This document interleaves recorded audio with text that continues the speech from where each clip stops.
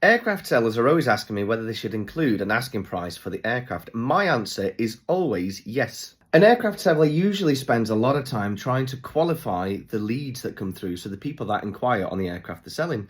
Well, my thought is, why spend all that time qualifying the leads when they come through when you could allow the prospective buyers to qualify themselves before they contact you? Now, it doesn't really matter what you're selling. It could be a $60 million jet or a $10,000 microlight. In order to figure out if it's worth their time sending the inquiry, the buyer or the lead always needs to understand the value proposition, and they can't do that unless there's a price.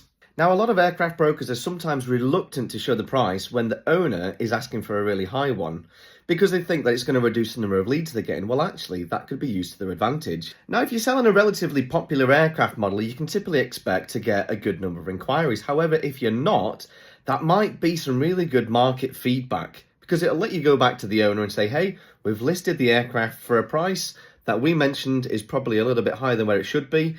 The market has told us that the price is too high because nobody's inquiring on the aircraft. So once you've used the market feedback as grounds to convince the owner that they need to change the price, it's a really good opportunity to let the market know that you've lowered the price by adding one of those price reduce tags that we can put to the aircraft on our website, AvPay. We also include social media posts to highlight a price drop, so head over to the AvPay social media pages to see what they look like. On the other flip of the coin, what if you put up a price that's a little bit too low? Well, I just recommend do as much research as you can.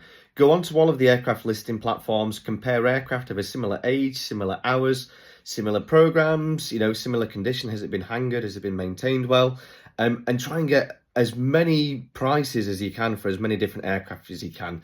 And you can also use other resources like Blue Book, JetNet, Aviacost, just to get a bit more of an accurate idea of, where, ballpark figure, what price should you be looking at for your aircraft.